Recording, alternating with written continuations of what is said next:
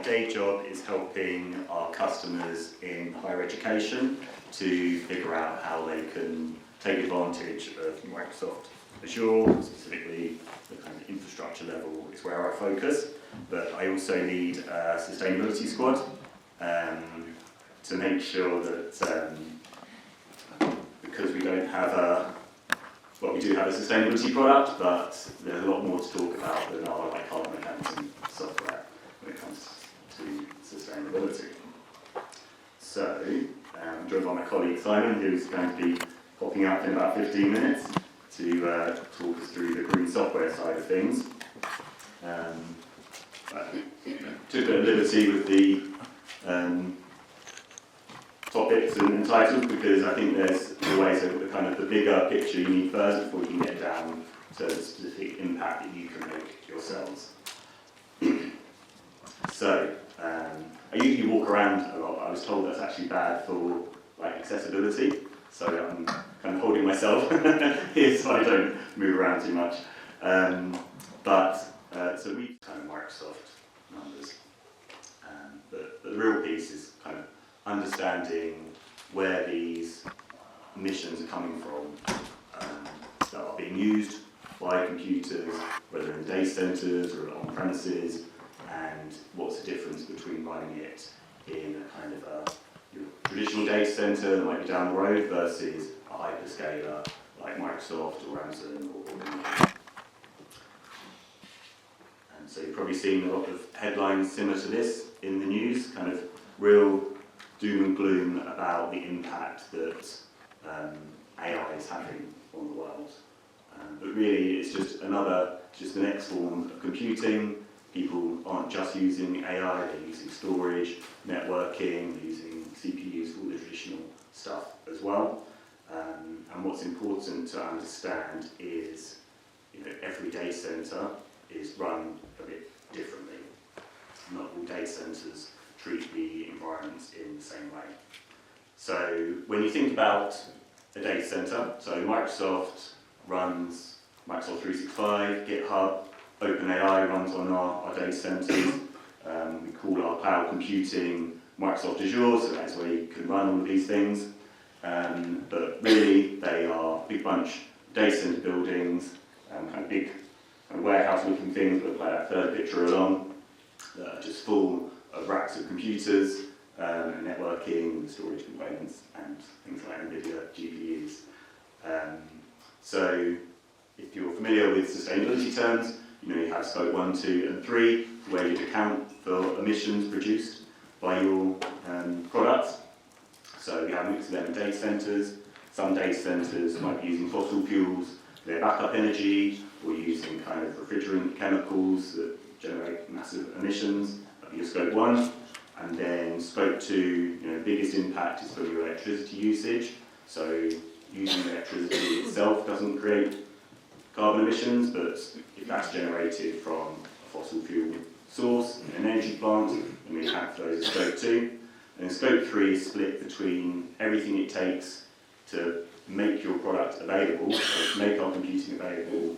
You have to build data centers, the roads around them, the electricity lines going into them, and then you start to build stuff inside, the furniture, the actual server racks, the metal, right from that kind of NVIDIA chip level, all of those emissions caused in creating that. It's all part of your supply chain, so you are accountable for that. You can't just say that's someone else's problem. And the downstream is actual use of that. So everyone using Outlook emails, we have to account for a proportion of what their devices they are that they're using, and that forms into our sustainability goals as well. So if you read the kind of small spoiler alert, Microsoft does have solutions for all of this.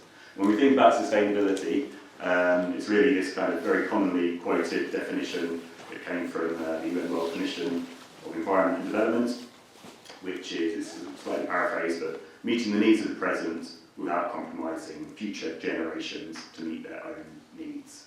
So, when we think of sustainability, we don't think of kind of going and living out in the woods in a cave and only surviving by one bit of candlelight. We want people to be able to use technology to their advantage as long as it's not jeopardising the future.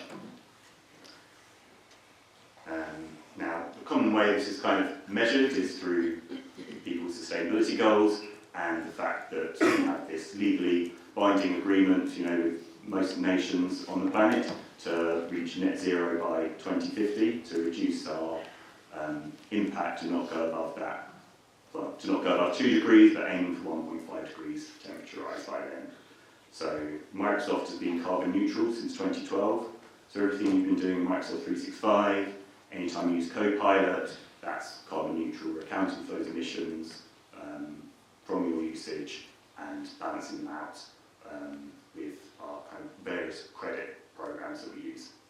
But really, we want to be carbon negative by 2030. So in a few years away, and lots of people thought we were going to kind of step back from those goals when the AI kind of increase happened, but actually it's just helped us to double down on them and using AI to make sure we can meet those targets by 2030.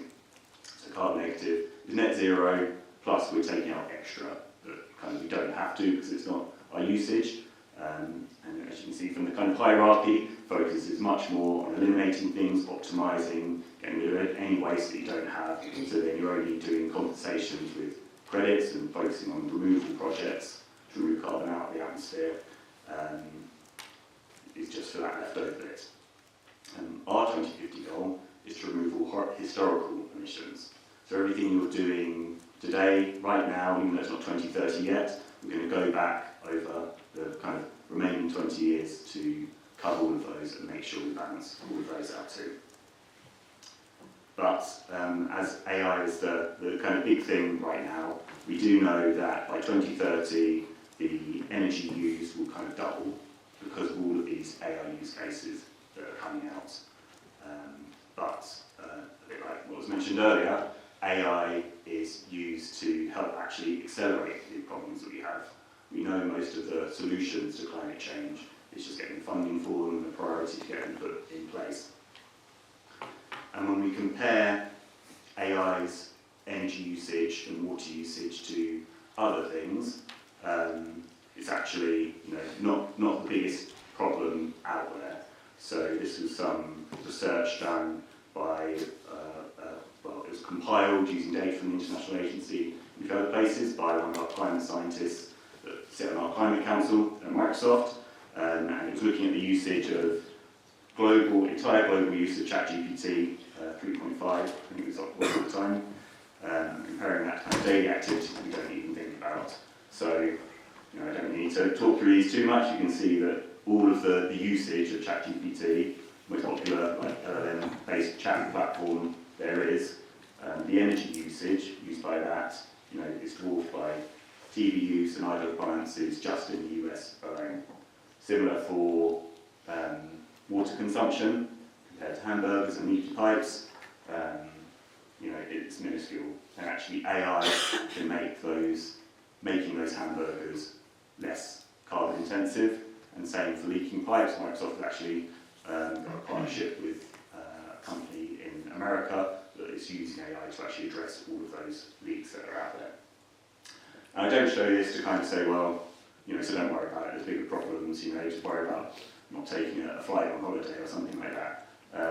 But yeah, in the grand scale of things, it's really important to understand the data of your own organisation's footprint, so you're really targeting the things that are going to have the biggest impact.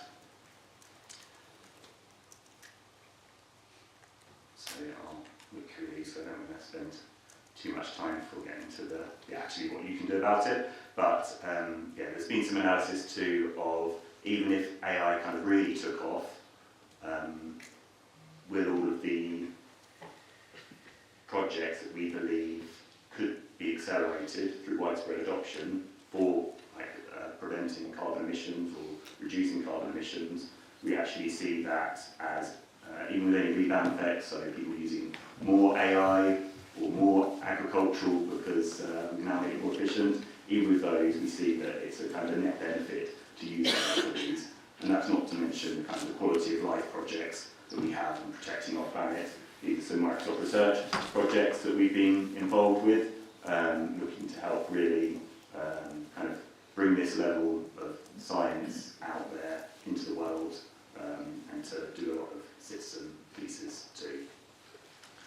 So when you see the headlines, do challenge your cloud providers, what they're doing about it. It's certainly what I do if I ever see kind of a headline about AI in general. It's like I'll go and look, and luckily I've got access to people in Microsoft that I can speak to about it. But I'm still working here. I'm still happy as a sustainability advocate that I've picked the right company to go with.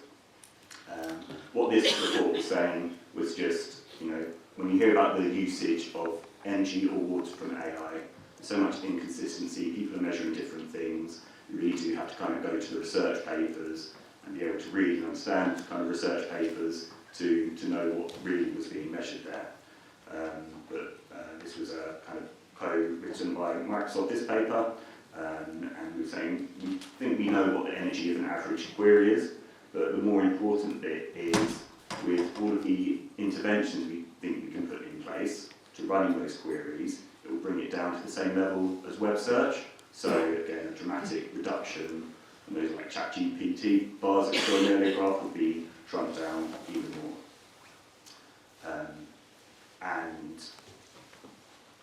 If you're having that kind of gut reaction that using AI might be kind of the wrong thing to do, this was a small example we did in our paper that's all about aligning your AI transformation with sustainability goals. It was looking at people who are kind of copywriters and they summarise information. So this task was looking at a group of writers summarising a document, took them 40 minutes on their laptops, which uses a certain amount of energy. The same thing running in Copilot was, I think, 40 times less impactful, just looking at the energy alone, the supply chain of that human kind of having to eat some food and where that came from, factoring all of that in. So yeah, another thing to kind of think about where we are in kind of our usage of AI and doing it for the right things. So ultimately, if you need to think, do we trust our cloud provider? Do we believe their sustainability goals? And once they do, then you can think, right, well actually Microsoft's handling the data centre. As I said, we've had a long history of meeting our sustainability goals, and our 2030 goals don't just cover carbon, but also zero waste and water positive. We met our ecosystem protection goal actually in 2022. Once you meet a goal, you don't stop there. You have to keep doing it year after year as we grow, and we actually protect about 30% more land than we use now. All of that is revealed in our annual sustainability reports, if you want to kind of check out and not just see the kind of commentary around it, but see the actual data where we're quoting this from. You can get that in our sustainability report. A recent highlight was that we are now at 100% matched renewable energy for all of our operations across our data centres and also all of our campuses. So a great kind of stepping stone to our 2030 goals there. And what that means is that by running something in the Microsoft Cloud, compared to traditional on-premises environments that aren't using renewable energy, it's actually up to 98% more carbon efficient. So, so dramatic, it's a no-brainer if you're trying to reduce your carbon footprint, move it into Azure. And even if you're using renewable energy matching on-premises, it's still around 50% energy efficiency, and that's because over the years we've refined our data center blueprint to make it more and more efficient. What you want to do with power usage effectiveness is get down to 1.0, be that you're using every little watt of energy for the purpose of your building. And for Microsoft, that used to be a driver maybe for cost. So the more performant we can make our services, the more we can run, and the cheaper it will cost us. But kind of around 2018, we started mapping our sustainability goals into that, and saying it's not only making us more efficient from a cost perspective, it's actually reducing our emissions by making that more efficient. And we're not just doing that at the kind of operational level, but we're doing projects to look at how to minimise the amount of carbon in our buildings, so in those data centres. We're building our first data centre that's made out of, the majority of the building is made out of laminated timber, so replacing lots of cement and concrete and steel that's using that by replacing it with wood. And in some of our kind of green concrete and cement products, they are using a different mix of chemicals to reduce that emissions impact that they have. And one of them actually uses like an algae inside it, so it not only reduces the emissions of making it, but it can actually be a carbon sink as well as part of it. And as you'd expect, we're using AI to optimise all of our models and operational pieces. It's not just a kind of technology and build layer. We recently kind of reaffirmed our commitments to people and the kind of social impact that we have on the actual communities where these get built. And it's focusing across these 5 different areas. So as part of our Community First AI infrastructure plan, it's making sure that if we put a data centre in there, it's not going to use up the energy that's there for the communities, and it's not going to increase your energy bills. We're going to make sure that any local water usage, we replenish more in that local area than we'd use. Sometimes that means creating a whole new kind of reservoir or water-based system there in where there might be traditionally constrained areas. And then also adding into that skilling and the jobs we create, and of course having kind of Microsoft in your country brings in a lot of kind of tax money into your environment as well to meet your own kind of environmental areas. So if Microsoft are doing all of that, is there any point you doing anything? Do you need to care about it? Can you just kind of let things run? Well, I would say that you also have your own kind of social responsibility as an organisation, and especially in kind of a university city such as Manchester. I see a lot of kind of students very concerned about this, and they want to know that the university they're going to is helping to look after the environment and their futures too. And the way I think of it is like Microsoft Azure is the motorway, so you've got the Microsoft motorway there, but the actual vehicle you're driving on that is kind of up to you. Is it going to be a nice renewable energy car down on the right, or are you using this massive old lorry that you've had lying around for a while? You're not really sure if you need all of that space in the back, but you know you've got it and it's still chugging along, it's doing the job. So are you going to leave that there? It's not fundamentally going to change everything for the whole entire world just by not driving that lorry there, but in terms of what you're responsible for, it makes a big difference. And if every organisation is doing that, then that might mean maybe we don't need to actually build a new data centre and take up more land or bring in new servers or replace them, because everyone's running nice and efficiently. So before I hand it over to Simon, we provide tools and different services that are all kind of free of charge to use to kind of look across all of your cloud journey, from whether you're thinking about, I'm going to build this application, we know what it's like running kind of on premises or on our laptops, what does that look like for emissions in the cloud. We have tools for that. I'm kind of jumped ahead of stuff. And then where we're currently looking to bring you more information is actually before you hit that button, can we give you some sustainable nudges or choices that you can make by looking at kind of what it is you're about to deploy. But in terms of your day-to-day management and optimization, that's something that we have available today. So we have the Azure Emissions Impact Dashboard and Microsoft 365 dashboards as well. We also have one for our Surface laptops if you use them. This is telling you for your usage of Azure, the bits that are the carbon emissions attributed to your usage. So it's really important because it will be, I would say, practically impossible for you to get an accurate understanding of what your usage is, because in the cloud, the whole point is you're ignoring the hardware layer as users. You don't know what server, what building it's running in, whether that's a hot day or a cold day, and different kinds of cooling methods are being used. So Microsoft provide that for you. But we want to go a step further and not just give you the global insights, but to give you the view actually of your each individual resource you're running in the cloud and what the emissions are attributed to that. Because once you understand the data, then you can target optimizations.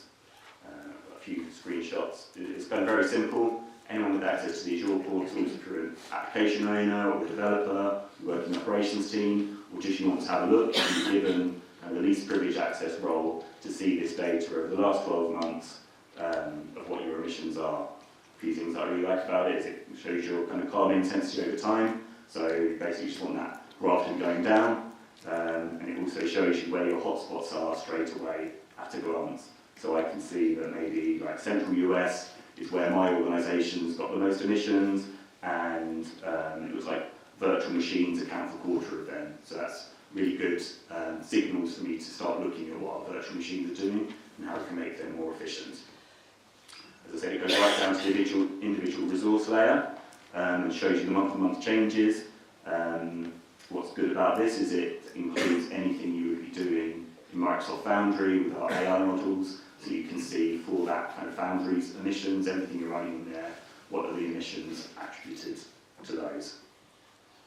And the best bit is where we can see or predict optimizations, we'll give those optimizations to. So, sometimes we might notice that a virtual machine is running all the time, it's only being used for an hour in the day. So we can make that recommendation to either turn it off, delete it, shrink it down to a different size to make it more carbon efficient. And we don't only tell you the emissions reductions, but also the costs that you'll save by doing that, because everything in the cloud is measured by kind of the cost of it running. So that's a really good incentive to get that through your own approval boards. It's not just emissions, it's cost as well. It's a good kind of double whammy on how to solve that. And if you want to go deeper with that, that is actually coming from an API. So you can feed that into Microsoft Fabric, which is like our kind of data platform environment. If you're familiar with Power BI, it's kind of built off of Power BI.